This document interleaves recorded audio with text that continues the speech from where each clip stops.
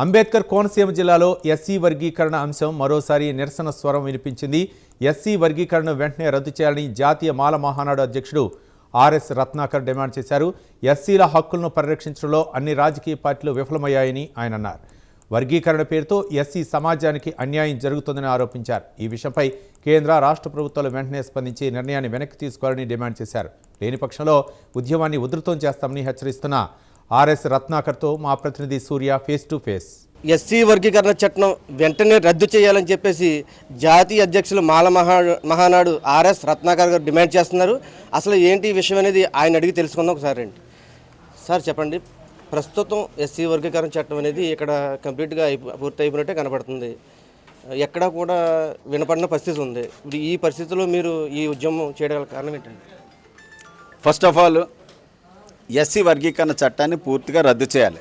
ఎందుకంటే ఆ ఎస్సీ వర్గీకరణ చట్టాన్ని ఏదైతే ఉందో అది పూర్తిగా దొడ్డిదారిని తీసుకొచ్చినటువంటి చట్టం. దానికి ఒక రకమైనటువంటి కావాల్సినటువంటి డేటా కానీ సైంటిఫిక్ డేటా కానీ ఏమీ లేదు. చట్ట విరుద్ధంగా చేశారు. ఫస్ట్ పాయింట్, ఎస్సీ వర్గీకరణ చట్టాన్ని రద్దు చేయడమే కాదు, అసలు ఎస్సీ వర్గీకరణ అనేది కుదరదు. దాని దిశగా మేము పోరాటం చేస్తున్నాం.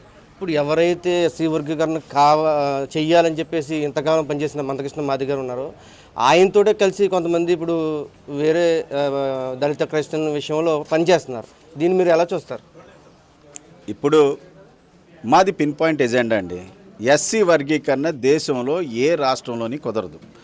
ఇప్పుడు దళిత క్రైస్తవుల ఇష్యూ అనేది క్రైస్తవులు అనేది మాల్లో ఉన్నారు, మాదిగులు ఉన్నారు, కామన్గా ఉంది కాబట్టి కలిసి పనిచేస్తే పనిచేయచ్చు. దాన్ని మనం తేడాగా చూడాల్సినటువంటి అవసరం లేదు. కామన్ ఎజెండా కాబట్టి కామన్ ఇంట్రెస్ట్ కాబట్టి చేస్తున్నారేమో.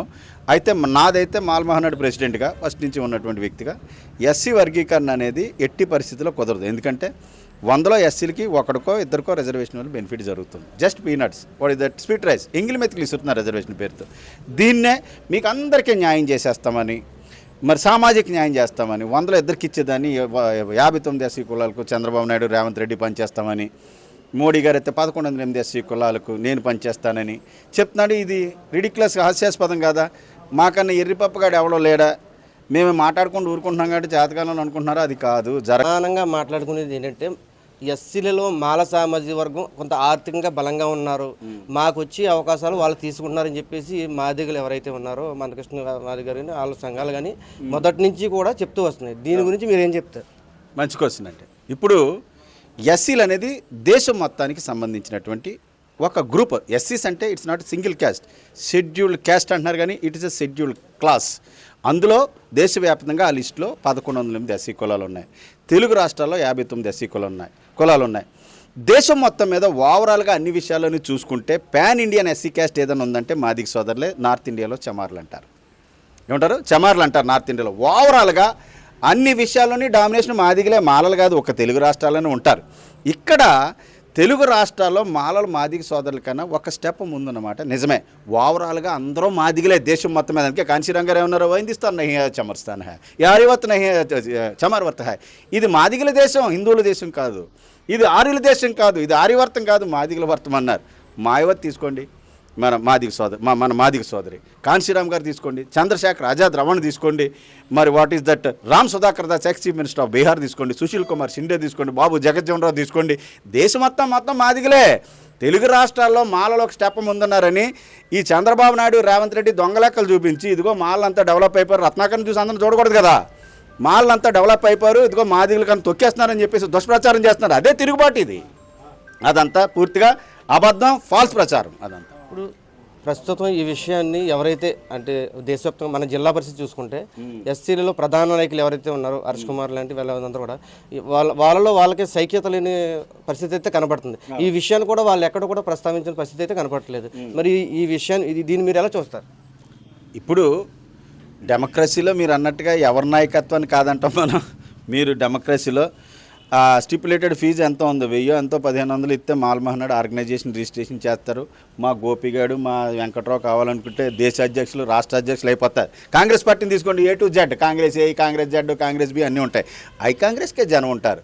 ప్రజాస్వామ్యంలో ఎవడానికి జనం ఉన్నాడో వాడే నాయకుడు. ఇప్పుడు వాళ్ళు ఎవరో ఉన్నారో మీరందరూ దాని మీద సమాధానం చెప్పమంటే నేనేం చెప్తాను? ఎవరి నాయకత్వాన్ని కాదంటే మనం ఊరుకుంటారు. మీరు ఆగండి నేను చేస్తానంటే వాళ్ళు ఊరుకుంటారా? ప్రజలు ఎవరు వెంట పోతారు? ఇప్పుడు పవన్ కళ్యాణ్ గారు చూడండి, ఆయన వెనక జనం కాపు నాయకులు చాలామంది ఉన్నారు. పవన్ కళ్యాణ్ గారు ఆ బ్రాండ్లో వచ్చారు, జనం చాలామంది ఉన్నారు కాబట్టి ఆయన యాక్సెప్ట్ చేశారు. ఇది అంతే, people are supreme in democracy. ఇప్పుడు ఇలాంటి విషయాలు బాగా రీచ్ అవ్వాలంటే, ఎదగాలంటే ఏదో రక రాజకీయ పార్టీ అండ ఉండాలి. మీరు ప్రతి రాజకీయ పార్టీని ప్రస్తుతం మీరు విమర్శిస్తున్నారు, మరి దీన్ని ఎలా చూస్తారు? ఎదగడం అంటే ఏంటి అంటే, నాకు ఎమ్మెల్యే నా బామ్మర్దికో మా ఆవిడకో లేకపోతే మా తమ్ముడికో MLA ticket, MP ticket, minister పదవి ఇచ్చి ఎదగమానా, లేకపోతే నాకు టికెట్ ఇమ్మనా? ఆఫ్టర్ ఆల్ మా ఎస్సీ వాళ్ళకి ఎమ్మెల్యేలు కాదు ఎంపీ పదవి ఇచ్చిన ఏది ఇచ్చినా చెంచాగిరి తప్ప వాళ్ళు చేసేదేమీ లేదు. వాళ్ళ వల్ల వాళ్ళ కుటుంబ ప్రయోజనాలు తప్ప ఏమీ లేదు.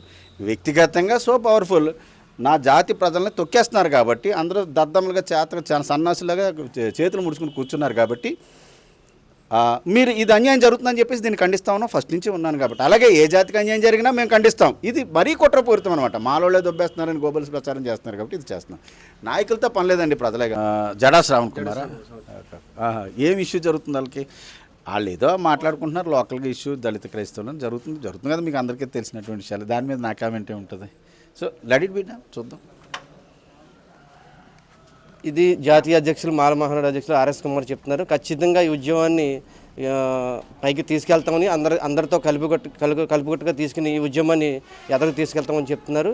ఏదేమైనప్పటికీ రాజకీయాలు అండ ఉన్నా లేకపోయినా సరే అందరితో కలిసి ఈ ఉద్యమాన్ని ఎదరికి తీసుకెళ్ళే ప్రయత్నం చేస్తున్నారు. ఇది తాజా పరిస్థితి. సూర్య ప్రైమ్ న్యూస్.